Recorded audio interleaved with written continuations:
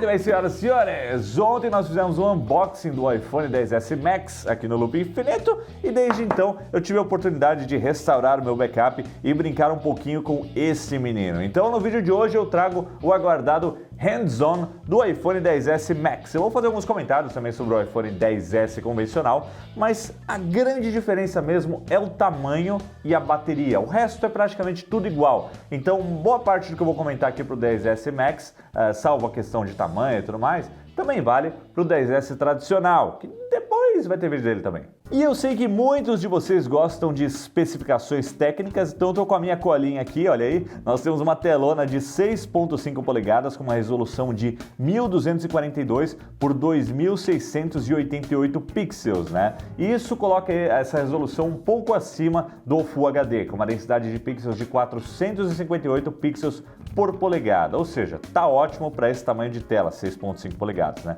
O iPhone XS Max pesa 208 gramas e aqui dentro nós temos um dos primeiros chips de 7 nanômetros, que é o A12 Bionic, 4 GB de RAM e nesse modelo 256 GB de armazenamento. Então, essa especificação técnica interna de hardware, tanto a memória RAM quanto o chip e tudo, é igual do iPhone XS para o iPhone XS Max. Então, a grande diferença é realmente o tamanho do aparelho e, falar em tamanho de aparelho, também aumenta o tamanho da bateria. E o iFixit já desmontou esses iPhones e como vocês estão vendo aí na imagem, olha o tamanho da bateria, né? Então, o curioso é que o XS agora tem uma única bateria no formato de L e o XS Max, assim como o 10, tem duas baterias, né? Então, a bateria dele aqui no caso é de 3.180 mAh. É a maior bateria que a Apple já colocou num iPhone, mas para um smartphone desse tamanho ela é consideravelmente pequena. O Note 9 em comparação tem 4.000 mAh, então dava para colocar um pouquinho mais, né? E em termos de design, o iPhone XS Max é exatamente o iPhone X, é o que a gente já viu no ano passado, né, o que a gente já está acostumado, só que num tamanho maior, num corpo maior. Ele também é muito parecido, obviamente, com o iPhone XS, porque o iPhone XS é igual ao iPhone X. A única diferença perceptível na estética, na verdade, são duas, né? Uma delas é a parte inferior, que eu já mostrei para vocês. Deixa eu pegar a câmera de detalhes aqui, ó. Tô improvisando. Então, como eu já tinha comentado, a gente tem uma diferença aqui nessa parte inferior, né, que antes era bem simétrica, mas agora nós temos mais uma linha de antena aqui à esquerda, né, e do lado, onde a gente tinha a furação igual ao lado direito, agora nós temos menos furos para o microfone e do lado direito, os furos da caixa de som, né, do speaker. Então, antes era tudo simétrico, era tudo uma coisa só, agora mudou.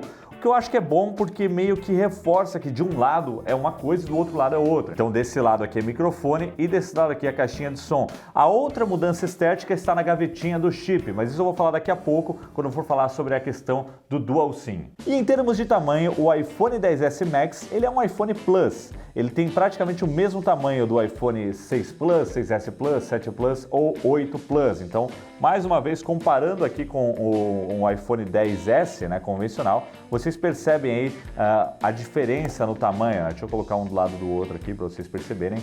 E aí, é claro, com uma tela maior fica bem mais bacana da gente consumir conteúdo, como por exemplo fotos que vocês estão vendo aqui agora, né? Porra, é uma telona, é muito bom.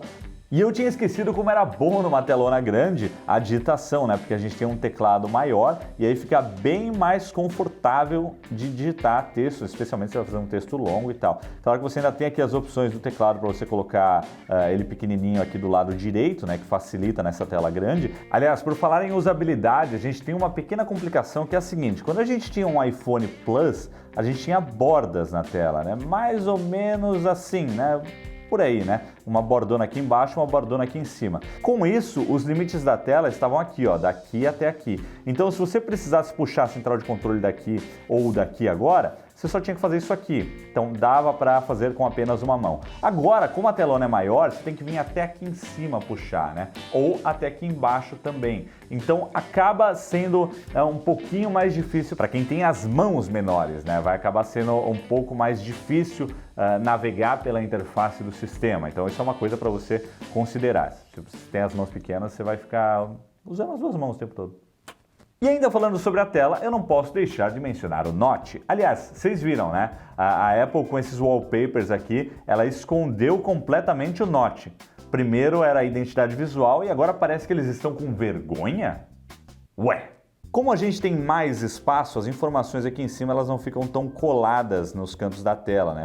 Isso é muito bom para quem tem toque e também seria possível, né, dessa forma, você ter mais informações aqui, como por exemplo aqui nesse cantinho você ter uma informação aí de porcentagem de bateria, né? Que é uma das coisas mais irritantes do iPhone 10 e agora do 10S também, do 10S Max. Tem um vídeo aqui no canal sobre isso. Mas infelizmente a gente continua sem nenhuma opção para personalizar as informações que ficam aqui na barra de status e quando a gente puxa aqui, muda tudo, né? Continua com aquele visual antigo, que aí sim você tem a porcentagem da bateria. É uma inconsistência que ainda não foi resolvida, né? E acho que nem será.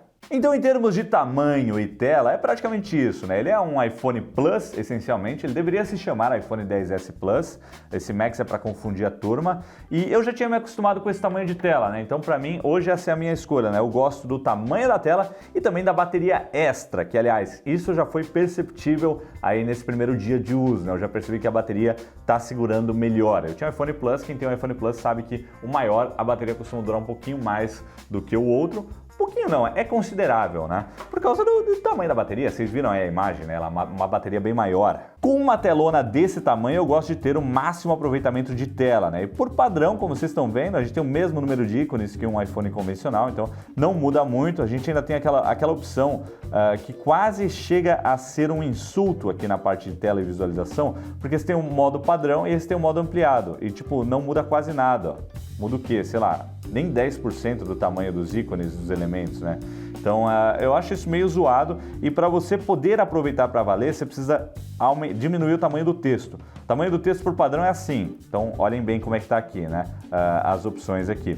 Quando você coloca esse tamanho do texto aqui no mínimo, né, que é um texto dinâmico, é o que eles chamam de fonte dinâmica, os outros aplicativos também acompanham, cabe muito mais informação na tela, né? Então, para mim, essa é uma das formas de você ter um aproveitamento maior desse tamanho de tela. Não adianta você ter uma tela gigante se tudo vai junto também, a menos que você tenha problemas de visão ou precise realmente ver coisas maiores, aí com certeza. Agora, uma coisa que faz falta, que já fazia falta nos iPhones Plus e agora nesse iPhone Max com essa telona de 6.5 polegadas faz mais falta ainda, é uma interface de multitarefa, por exemplo, ou vídeo em Picture aqui no próprio sistema, né? Olha o tamanho desse negócio, é maior que a minha mão aqui, e você não tem como colocar um aplicativo aqui na metade e o outro na metade de baixo, como os Androids já fazem há muito tempo. Na minha opinião, a Apple está comendo bola com isso, mas pelo menos a gente tem de volta aquele modo paisagem, né, na maior parte dos aplicativos do sistema e também, por exemplo, aplicativos de mensagem. Então, por exemplo, aqui no Ajustes eu tenho esse modo paisagem de volta e eu tenho, por exemplo, aqui no e-mail também, ó, se eu deitar aqui o e-mail, eu posso puxar aqui do lado e puxar minha lista de e-mails. Então, é bom ter isso de volta, que eu tinha perdido no 10, mas é claro, é um recurso exclusivo dos iPhones com tela maior. Mas podia ter aqui um sisteminha multitarefa real, Picture in Picture, colocar um aplicativo embaixo do outro, colocar um vídeo em pop-up que nem tem no iPad, né? Então, eu acho que falta um pouco disso ainda, sabe? É decepcionante, um aparelho custa tão caro, tem um tamanho de tela tão grande assim e acaba comendo bola, como besteira, porque a Apple não entrega, não faz que nem isso aqui, ó. Não tem.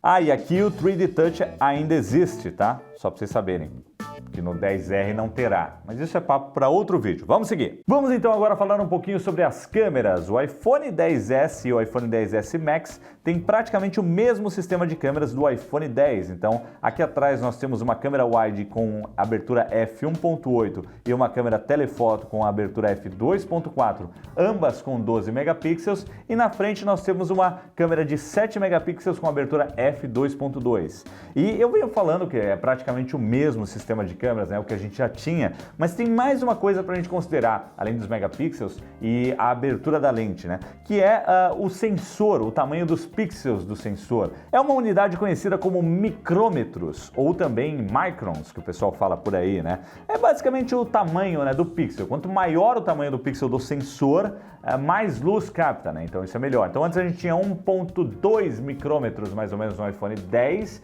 e agora nós temos 1.4 micrômetros no iPhone 10S e no 10S Max. E o que isso significa? Significa que essa câmera aqui deve ter um desempenho melhor em condições de baixa luz em relação ao iPhone 10.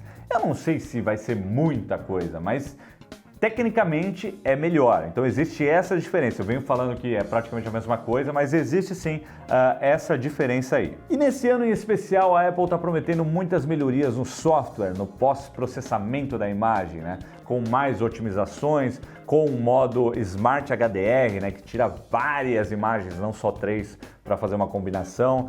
E no primeiro teste que eu fiz aqui, né, nesse primeiro momento, eu não notei muita diferença em relação ao iPhone 10. Então, eu tirei algumas fotos no fim da tarde ontem, como vocês estão vendo aí. Então, já estava com pouca luz. As fotos ficaram muito boas, elas não ficaram ruins. Mas eu não acho que são as melhores que a gente consegue tirar com o smartphone hoje em dia. Novamente, foi só o primeiro teste, o primeiro contato que eu tive, né? E eu testei também um pouquinho o modo retrato, ainda no modo selfie, né? Porque eu tô sozinho aqui. Então até que esse preview em tempo real, como vocês estão vendo mesmo com o movimento, tá funcionando bem pro rosto, né? Pro modo retrato com o rosto. Lembrando que a gente tem uma câmera só, o resto é software. E é um recurso, essa prévia em tempo real é um recurso exclusivo do 10S e do 10S Max. Então os iPhones antigos não tem isso. A Apple diz que é por causa do processador, né? O A12 que aguenta isso, mas eu não sei se eu acredito que o A11 não era capaz disso, não sei, velho. E aí uma outra novidade exclusiva da linha 10S é o ajuste de foco depois que você tirou a foto, né? Então por padrão ele deixa em f4,5, e aí você pode deixar o fundo totalmente flat, né? O que numa selfie é ruim, porque ela não pega muito detalhe do fundo, né? As selfies do iPhone continuam muito fracas em relação à concorrência, e aí eu posso ir borrando até f1.4, né? Então outros smartphones já fazem isso há muito tempo, a própria linha Galaxy da Samsung já tem esse recurso de controle de foco. Aqui no próprio iPhone já existia um aplicativo chamado Focus, que é esse daqui, que já permitia esse tipo de controle de foco. Quer ver? Eu vou abrir a mesma foto aqui que eu mostrei para vocês. Aqui, ó, a mesma foto, e eu já podia mexer aqui, ó, nessa mesma abertura, deixar em f1.4 ou até f20 aqui no caso. É claro que o recurso nativo está funcionando melhor. Apesar de que no Focus você escolhe tudo, você escolhe o tipo de lente, né, para ver como é que vai ficar o borrão no fundo, tem muitas configurações. Mas o que eu quero dizer? Eu quero dizer que isso já era possível, né? Mas agora está integrado aqui nativo e, enfim, antes tarde do que nunca, né? Em termos de vídeo a gente não tem muitas melhorias, né? Eu senti que a estabilização melhorou um pouco, mas eu ainda não pude testar. A gente ainda tem 4K 60 e slow motion a meros 240 quadros por segundo, enquanto a concorrência já está fazendo 1000, que é um efeito muito mais legal. Com câmera parece que eles deram uma dormida esse ano, eu também não entendi. Mas vamos lá, vamos falar de outra câmera, que é o Face ID, que usa aquela câmera chamada câmera True Depth, sabe? A Apple promete que o Face ID está mais rápido, mas eu não percebi muita diferença ainda. Na verdade, ao invés de velocidade, eu preferia que ele tivesse suporte a outros ângulos, porque se você tenta desbloquear assim, você não consegue, de ponta cabeça também não consegue, tem que ser sempre assim. Então, se abrir algum aplicativo assim e travou o celular, tem que fazer assim, ó. Abriu. Agora, uma novidade que eu percebi aqui é que a gente tem uma opção para configurar um visual alternativo. Então, se você de repente é uma pessoa que tem duas faces, sabe? De manhã você tem aquela cara inchada que é praticamente irreconhecível, ou depois da meia-noite você vira outra pessoa, sabe? De repente, você pode configurar aí um novo rosto, né? Também pode ser outra pessoa, pelo que eu entendi aqui. Você vem aqui e simplesmente cadastra novamente do zero, né? E aí o Face ID começa a operar com essas duas imagens registradas. Então tá aí uma novidade bacana no Face ID. Então antes de encerrar esse hands-on, que eu já falei muito aqui, eu não consigo fazer hands-on curto, gente, desculpa. Seguinte, 4 itens aqui. Som. O som está notavelmente mais alto em relação ao iPhone 10, eu percebi. Está quase chegando no nível de uma caixinha de som Bluetooth, tem um volume alto e também uma boa fidelidade de som. A bateria, como eu disse, estou notando que está durando mais, mas é porque eu estava no modelo 10, né, o menor. Então indo para o 10S a bateria é maior, é perceptível realmente que a bateria dura mais e esse é um dos pontos atraentes para mim no tamanho maior. Dessa vez o iPhone tem certificação IP68, ou seja, resistente à água e poeira. Você pode colocar ele embaixo d'água, ele pode ficar submerso a 1,5 metro de água por meia hora e a Apple garante que você não vai ter problemas. Também tem resistência à poeira. O iPhone 10 era IP67, apesar de que o iFixit desmontou e não viu nenhuma diferença no processo, né, na vedação do iPhone 10S em relação ao iPhone 10. Então muito provavelmente o iPhone 10 já era IP68, só que a Apple só falou que é agora, para não dar bosta. E por fim, o iPhone 10 é Dual SIM, ou seja, ele tem suporte a duas linhas de operadora, 2 chips, sendo que os modelos vendidos ao redor do mundo usam um eSIM e um chip convencional. Só na China que você tem uma gavetinha para você colocar 2 chips. Deixa eu mostrar para vocês aqui como é que é a gavetinha. Essa aqui é a gavetinha com um nano chip, como todo mundo já conhece, e caiu. De um lado é normal, como a gente já conhece, e do outro lado a gente tem um espaço para um segundo chip. Só que como esse é um modelo global, é cortadinho, não dá para encaixar, né? Essa é a diferença. Então a gavetinha é mais gorda e no caso do iPhone chinês, você consegue colocar um outro chip aqui do lado, porque ele tem um recorte certinho e ele tem um segundo leitor aqui na parte interna, né? E eu procurei aqui no iOS 12 alguma menção ao eSIM, mas eu não encontrei, não achei nada. Pelo que eu estava lendo por aí, isso aí vai sair num update futuro, então não está disponível ainda. E eu acho que a configuração vai ser aquela coisa, né? Vai ter um aplicativo da operadora, aí você abre o aplicativo da operadora e faz todo o cadastro, o registro do número ali e você pode colocar um outro número pela gavetinha de chip aqui. É similar ao que é no Apple Watch, né? Que a Claro faz no Brasil por meio do aplicativo. E eu acho que é isso aí. Esse foi o meu hands-on aqui do iPhone XS Max. Agora eu vou brincar com ele um pouquinho ainda aqui na Austrália e depois eu trago para vocês um vídeo de primeiras impressões com uma opinião mais consolidada. Isso aqui que eu trouxe para vocês hoje foi baseado em quase um dia de uso, mas depois eu falo um pouquinho mais. É claro, se tem alguma dúvida, quer saber sobre alguma coisa, deixa um comentário aí embaixo. Se você quiser comprar um iPhone XS Max ou um XS no Brasil, dogshop.com.br, essa semana aí que tá chegando já terá disponível por lá. Eles são os primeiros a vender, uma loja de confiança e tem muita coisa legal lá com preço bacana. Então agradeço também a Hello Study, que tem tudo para o seu intercâmbio, e o link para esses dois patrocinadores belíssimos aqui do Loop Infinito está aí na descrição. Se gostou desse vídeo, dá uma clicadinha aí nos links, dá uma olhadinha lá no que a Dog Shop tem a oferecer e a Hello Study também. Eu vou ficando por aqui e a gente se vê em breve. Valeu, galera, e até a próxima!